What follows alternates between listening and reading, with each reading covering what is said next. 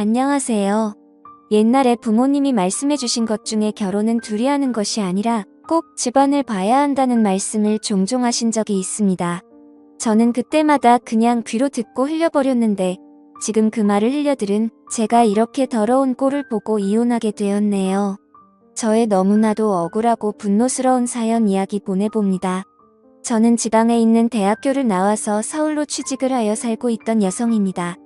남편은 친구의 소개로 만난 번듯한 대기업에 다니던 남자였지요. 중소기업에 다니던 저에게 남편은 다른 세계의 사람처럼 느껴졌습니다. 명문대 출신의 대기업 남자, 누가 봐도 1등 신랑감이었던 남편. 그와 다르게 서울에 올라와 중소기업에서 찍은 월급으로 아둥바둥하는 살고 있는 저에게 먼저 다가와 자신의 이상형이라며 다가와준 이런 남자. 하지만 이런 남자에게 저는 어울리지 않을 거라며 몇 번이고 밀어냈었습니다. 사실 그땐 남자 혐오증도 좀 많이 있었습니다. 초면에 남편에 대한 평가는 나랑 다른 세계의 사람이기도 했고 그 이상도 이하도 아닌 호감을 못 느꼈거든요. 제 입으로 말하긴 그렇지만 처녀 시절 때 외모 탓 때문인지 많은 남자들의 관심을 받았고 서울에 올라온 지 얼마 안 되었을 때 나쁜 남자에게 속아서 사귀고 헤어진 뒤로는 스토킹도 단년 이상 당했던지라 진짜 남자라면 질려서 남자들에 대한 관심이 정말 없다 싶어 했었거든요. 그렇게 저는 4년 동안 남자친구 없이 혼자 지냈습니다. 물론 그동안 정말 많은 남자들한테 호감 표시를 받았지만 대응한 적은 단 한 번도 없었고요. 그런데 이상하게 남편은 진짜 순수하게 저만 챙기는 게 느껴질 정도였습니다. 저를 유리그릇 다루듯이 챙기려는 남편을 보고 괜히 상처 주기도 싫어서 제가 왜 우리들은 사귀면 안 되는지에 대해서 말을 했더니 남편이 말하길 자신도 그렇게 모든 것이 완벽한 게 아니라고 하더군요. 이야기를 들어보니 남편의 아버지가 그렇게 망난이었다고 합니다. 술만 먹으면 어머니와 자기를 두들겨 팼다던 아버지. 어릴 때부터 아버지의 잦은 술심부름은 기본에 공부하는 도중에도 자기를 두들겨 팼으며 그걸 말리던 어머니도 두들겨 패고 교과서도 다 찢어발교. 급기야 고등학교 시절에는 아버지가 일도 안 하고 회사에서 잘린 뒤로 집에서 술만 먹고 가정폭력을 더욱 일삼았다고 합니다. 어쩔 수 없이 엄마는 집안을 먹여 살린다고 두들겨 맞은 몰골로도 밖에 나가서 일을 하였지만 너무 심하게 맞은 날은 병원에 입원하거나 얼굴에 티가 많이 나서 일도 그만두는 일도 많았다며 자기 집안에는 정말 돈이 하나도 없었답니다. 가끔 할아버지 뇌에서 조금씩 돈 좀 붙여주는 게 전부였다고 하더군요. 자기는 정말 이대로 그냥 인생이 끝나는가 싶었지만 남편이 고등학생이 되고도 아버지의 폭력이 멈추지를 않자 더 이상 못 참아서 아버지를 개패듯이 두들겨 팬 이후로는 2번 다시 아버지가 주먹은 휘두르지 않았다고 하더군요.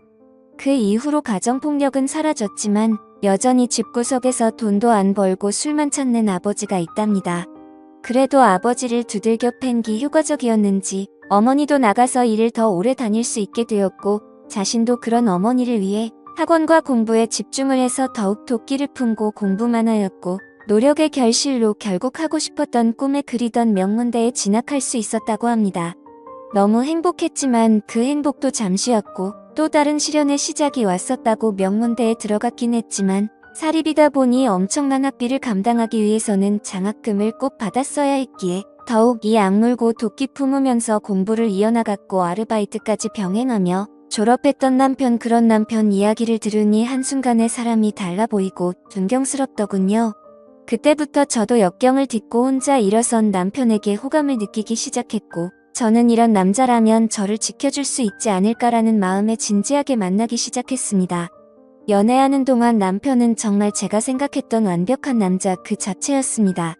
제가 가끔 화도 내면 다 받아주고 모자란 저를 이끌어주던 남자. 그런 남자에게 빠져 결혼이 하고 싶어졌고 급기야 집에 소개를 하게 되었습니다. 하지만 남편의 이야기를 다 들으신 부모님께서는 그렇게 썩 밝은 표정은 아니셨습니다. 피는 못 속인다는 말과 가정환경의 중요성에 대해서 말씀을 하시더군요. 그래서 저는 부모님께 따지듯이 말했습니다. 그럼 가정환경이 나쁜 사람은 평생 나쁜 사람으로만 살아야 되냐고, 기회도 그럼 영원히 없는 거냐고 따졌죠.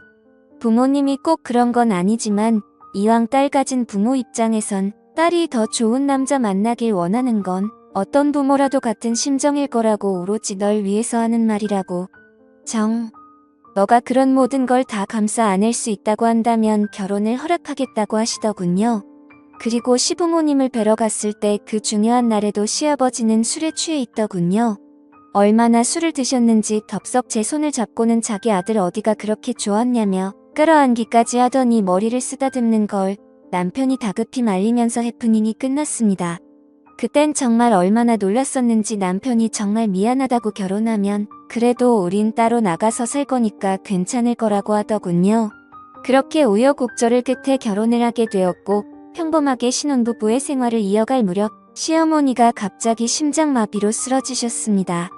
장애가 남을 수 있다고 하였고 재활케어가 정말 중요하다는 말에 남편이 어느 날 퇴근하고서 제 앞에 무릎 꿇고는 빌더군요.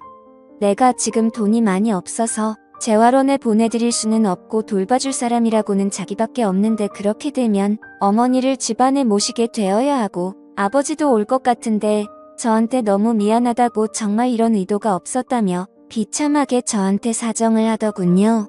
저도 정말 싫었지만 아무리 생각해봐도 저희 형편의 시어머니에게 그 비싼 치료비를 다 지급해드릴 수도 없고 저희가 돌보는 수밖에 없을 것 같더라고요. 그렇게 시부모를 어쩔 수 없이 모시게 되었습니다. 지금 생각해보면 그때 제 불길한 마음을 믿고 어떻게든 했어야 되지 않았나 수백 번이고 후회하고 있습니다. 그렇게 시아버지와 시어머니가 오시고 나서는 저는 일도 그만두고 시어머니 병수발을 하였고 시아버지는 방 안에서 술을 드시고 횡설수설 하시더군요. 가끔씩 절 보는 눈빛이 너무나도 소름 끼쳐서 무서웠습니다. 남편은 퇴근을 하면 최대한 빠르게 집에 와서는 저한테 미안한지 계속 눈치를 보며 시어머니를 챙기고 저 보고 항상 싫어했지만 사실상 저희 부부의 신혼생활은 끝이 났었습니다. 그리고 부부로서 사랑도 나눌 수가 없었고요. 한 번은 시도한 적이 있었는데 시아버지가 문틈으로 훔쳐보는 걸 제가 발견하고 깜짝 놀라서 소리친 이후로는 저도 겁이 나서 2번 다시는 그런 적이 없었습니다. 그 이후로도 시아버지는 저에게 몰래 다가와 뒤에서 바짝 다가오더니 아들놈은 이런 걸 마음대로 할 수 있다며 부럽다는 등의 이야기를 하더군요. 그때마다 성질을 내며 남편에게도 말을 했지만 남편이 시아버지에게 아무리 화를 내도 고쳐지질 않았습니다. 오히려 은근슬쩍 실수인 척 제 몸을 스치는 듯한 일도 늘어났습니다. 그리고 몇 달이 지나고 저는 오랜만에 친구들을 만나서 진탕 마시고 들어왔었는데 그날 밤 남편이 들어오기 전에 사고가 일어나고야 말았던 거죠.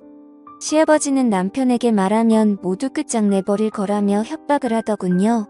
저는 그렇게 말할까 말까 큰 고심에 빠졌고 도저히 저는 못 견디고 그 다음날 경찰을 불러 신고해서 시아버지를 잡아갔습니다. 시아버지는 경찰서에서 제가 유혹을 했다고 소리치더군요. 항상 집에서 옷을 얇게 입고 있었다면서 며느리가 유혹해서 그런 거라며 고래고래 소리를 지르며 당당하게 말하는데 진짜 너무너무 쪽팔리고 창피해 죽겠더라고요. 근데 저를 위로해 줄 알았던 남편은 집에 와서 저한테 충격적인 말을 하더군요.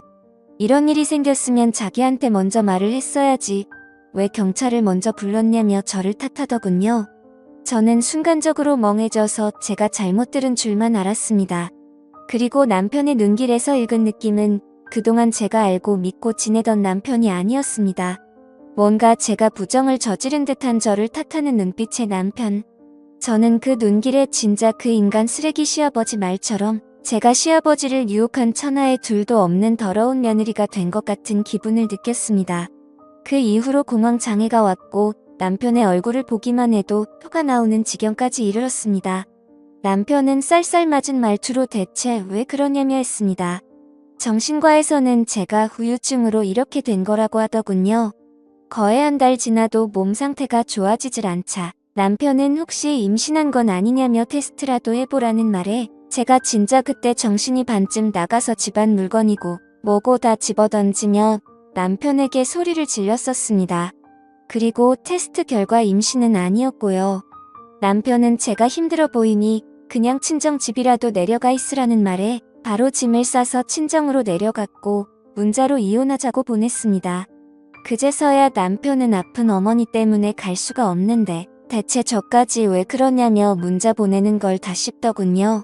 그렇게 한 달쯤 지나서 남편이 저를 찾아와 이제 집으로 돌아오라며 말했지만 저는 한 달 만에 본 남편을 보고 제 공황장애는 더욱 심해져 두려움에 몸이 떨렸습니다. 결국 토까지 하게 되자 친정 부모님이 남편 보고 일단 돌아가라고 시켰습니다. 저는 시간이 좀 흘러 몸이 좀 진정이 되자 남편에게 전화를 해서 말했습니다. 당신이랑은 이제 절대로 같이 살 수가 없을 것 같다고. 나는 당신 아버지에게 피해자였는데 누구보다 날 보호해야 되는 당신이 날 더러운 여자로 취급했고 당신의 눈빛 속에 있는 난 이미 시아버지를 유혹한 여자였다고. 이제 당신 얼굴만 봐도 트라우마가 생기고 죽을 것 같으니까 그냥 우리 이혼하자고 했더니 절대 못한다며 우리 집 앞까지 찾아와 무릎 꿇고 나오라며 소리 지르길래 경찰 불러서 쫓아냈네요. 시아버지는 징역 3년을 받았습니다. 정말 기가 막히더군요. 제 인생은 파멸이 되었는데 어떻게 이게 겨우 3년을 받은 건지 이해할 수가 없습니다. 저는 그날 이후로 남자라면 나이가 적든 많든 심지어 어린애조차도 경계를 하게 되었고 타인과 맹사를 부딪히는 것조차 극도로 꺼려해서 장갑과 마스크를 항상 끼게 되었습니다. 정신과 약을 먹지 못하면 지금도 손이 떨리고요. 이제 몇 달 뒤면 그 시아버지가 출소한다네요. 너무 억울합니다. 사연의 내용은 여기까지입니다. 오늘도 영상 봐주셔서 감사합니다.